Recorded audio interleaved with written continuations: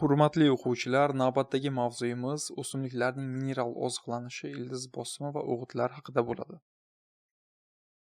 Demak, o'simlikning ildiz tuzilishi haqida ozgina eslab olamiz. Demak, ko'rishimiz mumkin markaziy silindr, mana bu po'stloq hujayralari, mana bu esa ildiz tokchasi.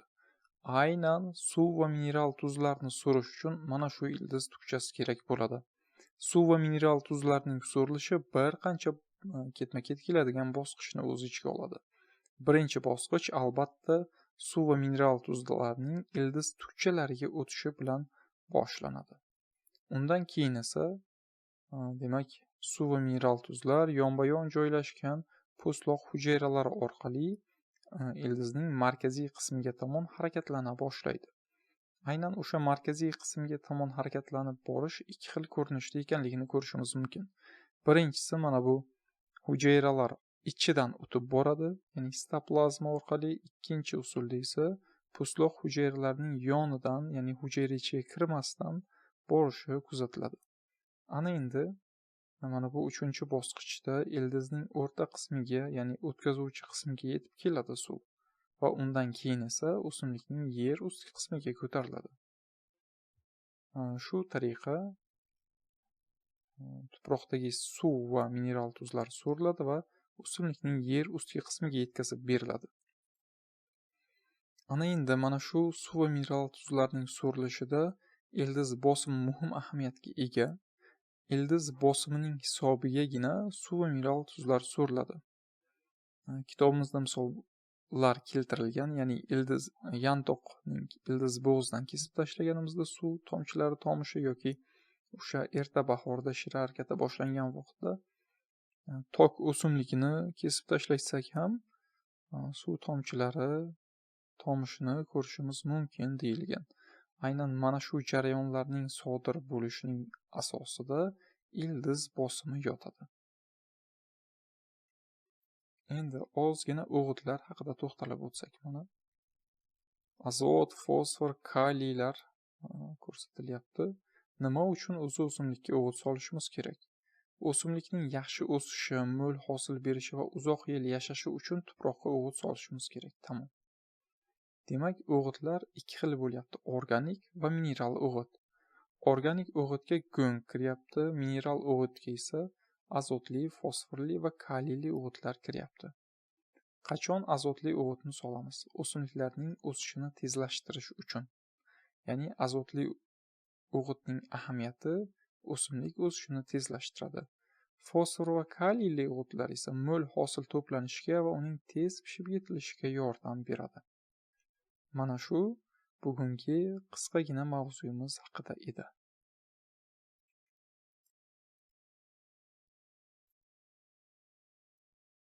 Navbatdagi mavzuyimiz poyada oziq moddalarning harakatlanishi. Demak, poyada oziq moddalar ikki xil naylar orqali, biri kiselema naylari orqali, ikkinchisi esa floema naylari orqali harakat qiladi. Kiselema naylari orqali suv va mineral moddalar harakatlanadi, ya'ni suv va mineral moddalar shimiladi tuproqdan va o'simlikning yer ustki qismiga yetkaziladi. Buning uchun bizga kiselema naylari kerak. Barglarda organik modda hosil bo'lgandan keyin ular floema naylari orqali o'simlikning turli xil qismlariga yetkaziladi. Aynan mana shu kiselema va floema naylarni navbatdagi rasmda ham ko'rsak bo'ladi. Misol uchun mana bu poyaning uzunasiga kesmasi bo'lsa, dastlab tashqi tomonda floema, undan keyin kambiy qavati, undan keyin kiselema qavati joylashganini ko'rishimiz mumkin. Biz o'sha to'qima mavzusidan beri aytib kelamiz, ya'ni floema va kiselemaning o'rtasida kambiy qavati joylashgan. Ana endi ularda joylashgan naylar tuzilishini ko'rib o'tsak. Mana bu kiselema naylari, ya'ni o'tkazuvchi naylar. O'tkazuvchi naylarning vazifasi boya aytganimizdek, tuproqdan suv va mineral tuzlarni so'rib, yer ustki qismiga o'tkazib berish. Mana bu joy o'rtada kambiy qavat. Kambiyni bilamiz, yon hosil qiluvchi to'qima o'simlikning iniga o'sishini ta'minlaydi. Va navbatdagi qavat bu floema naylari. Floema naylari ikki xil hujayralar, ikki xil tuzilishga ega. Bittasi bu elaksimon nay.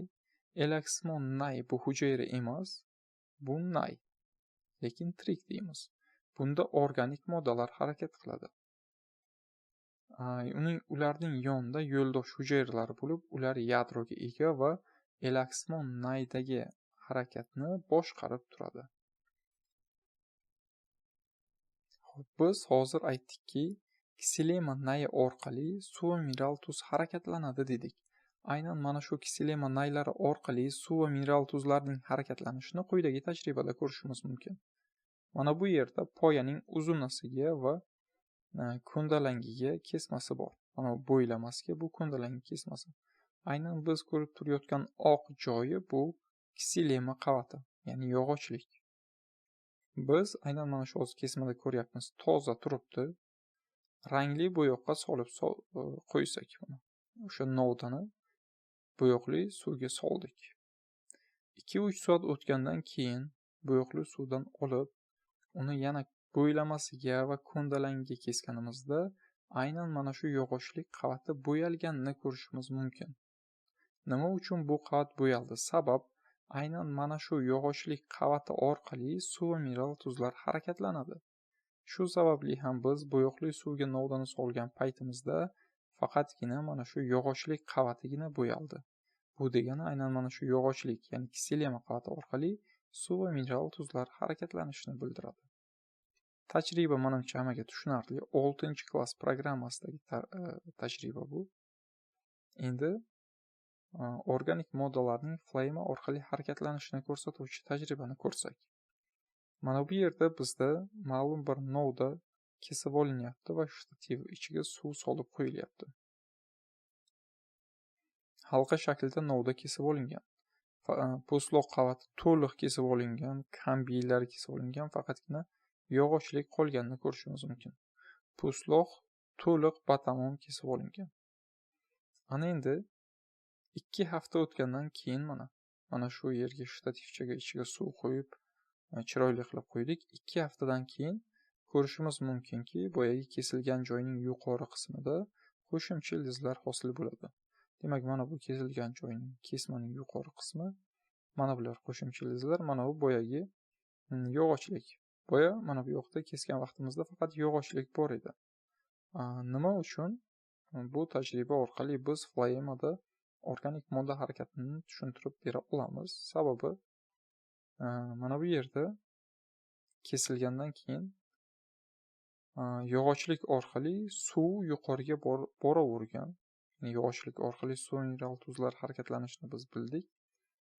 Shu orqali suv yuqoriga boravergan. Misol mana bu yerda barglarda organik modda hosil bo'lgan. Organik modda endi floema naylari orqali o'simlikning boshqa qismiga bormoqchi bo'lgan. Lekin kelyapti, mana shu yerda to'xtab qolyapti. Nima uchun? Chunki bu yoqda to'liq po'stloq kesib olib tashlangan. Floema yo'q, kambisi yo'q, tashqaridan qoplab turgan qoplovchi to'qimasi yo'q. Natijada endi nima qiladi? Organik moddalar dastlab shu yerda saqlanadi degan o'simlik qo'shimcha ildiz hosil qilishga kirishadi. Ya'ni tabiiy ravishda pastga o'tmayaptimi organik modda? Значит, shu yerda qo'shimcha ildiz chiqarib, o'sha alohida o'simlik bo'lishga harakat qiladi. Shuning hisobiga bu yerda qo'shimcha ildiz chiqqan. Nimaning hisobiga? Organik moddaning pastga yetib bormaganining hisobiga. Keyinchalik biz aynan shu joydan kesib, misol alohida tuproqqa ekib qo'ysak, bu o'simlik mustaqil holda o'sishda davom etib ketaveradi. Menimcha tushunarli bo'ldi. Navbatdagi mavzuyimiz barglarda organik moddalarning hosil bo'lishi. Demak, mana shu kishi Timryazov Kliment Arkadievich. Timryazov nima qilgan? O'zining Quyosh, hayot va xlorofil nomli kitobida fotosintez jarayonini asoslab bergan. Timryazovdan oldin ko'pchilik bu fotosintez jarayoni ustida ishlar olib borgan. Mana shu jarayonni asoslab bergan kishi bu Timryazov bo'lyapti. Fotosintezning mana bu ta'rifiga e'tibor bering, shuni yod olishimiz kerak. Quyosh nuri ta'sirida xlorofil donachalari ishtirokida anorganik moddalardan organik moddalar hosil bo'lishi va havoga kislorod ajralib chiqish jarayoni. Mana shuni hozir birgalikda navbatdagi slaydlarda ko'rib o'tamiz. Qiziqarli holatda, lekin hozirdan e'tibor berishimiz kerak. Endi fotosintez jarayoni shu bo'lsa, fotosintez so'zining ma'nosi nima? Fotosintez fotos yorug'lik va sintez qo'shish, birlashtirish degan ma'noni anglatadi. Mavzu nomiga e'tibor bering, barglarda organik moddalarning hosil bo'lishi. Demak, biz bargning tuzilishini qanchadir miqdorda bilishimiz kerak. Mana bu yerda barg tuzilishini eslab olsak, barg ustki epidermis va ostki epidermisdan iborat edi. Undan keyin epidermis bilamizki, mum yoki kutuk yo'li bilan qoplangan. Epidermisda barg og'izchalari ham joylashgan. Ana endi barg eti hujayralarga ustunsimon hujayralar va ustunsimon hujayralarning ostida tarqoqroq bo'lib joylashgan bulutsimon hujayralar kirar edi. Bulutsimon hujayralar orasida mana ketgan ko'rishimiz mumkin elaksimon nay, tola hamda o'tkazuvchi nay. Elaksimon nay, tola va o'tkazuvchi nay birgalikda nay tolali bo'ylamni hosil qilar edi. Xo'p, mana bargning tuzilishini ham eslab oldik. Ana endi mana o'simlik suvni ildizi orqali shimib oladi. Bu kiselema naylari orqali barg etiga kiradi. Karbonat angidrid esa barg og'izchalari orqali barg etiga o'tadi. Xo'p, bizda suv keldi. Suv qayerdan keldi? Ildizdan, o'sha kiselema naylari orqali keldi. Karbonat angidrid bizga kerak. U qayerdan o'tdi? U atmosfera havosidan barg og'izchalari orqali o'tdi. Xlorofil donachalari, xlorofil pigmenti doimiy ravishda mana bu ustunsimon va bulutsimon hujayralarda mavjud. Va mana bizda quyosh voyi ham bor. Ana endi boyagi ta'rifni eslasak. Quyosh nuri ta'sirida xlorofil donachalari ishtirokida anorganik moddalardan organik moddalarning hosil bo'lishi va atmosferaga kislorod ajralib chiqish jarayoni fotosintez deyiladi. Demak, yana bir marta ko'ramiz. Quyosh nuri ta'sirida xlorofil donachalari ishtirokida anorganik moddalardan, anorganik modda bu yoqda suv va karbonat angidrid. Anorganik moddalardan organik modda hosil bo'lishi va kislorodning ajralib chiqish jarayoni. Hosil bo'lgan organik modda elaksimon naylar orqali o'simlikning barcha qismlariga tarqaladi. Mana bu o'tkazuvchi nay suvni olib keldi, elaksimon nay esa organik moddani olib ketyapti. Barg og'izchasi orqali fotosintez jarayonida karbonat angidrid kirdi, kislorod esa chiqib ketadi. Mana shunday.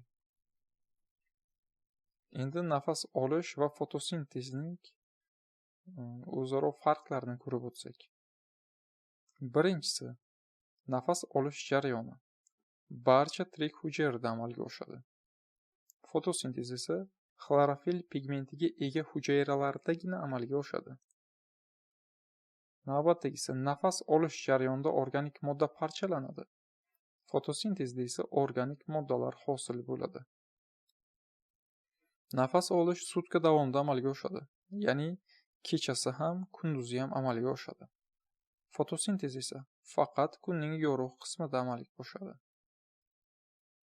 Nafas olish jarayonida karbonat angidrid ajratib chiqadi. Nafas olishda, ya'ni karbonat angidrid ajratadi o'simlik. Fotosintezda esa kislorod ajratib chiqaradi. Nafas olish jarayonida kislorod yutiladi, fotosintezda esa karbonat angidrid yutiladi. Qisqa qilib aytganimizda, mana bu nafas olish jarayonida o'simlik karbonat angidridni chiqarib, kislorodni yutadi, xuddi inson singari. Fotosintezda esa bu o'sha atmosfera uchun zararli deymizmi, o'sha karbonat angidrid gazini yutib, kislorodni chiqaradi. Mana shu nafas olish va fotosintezning o'zaro farqlari edi.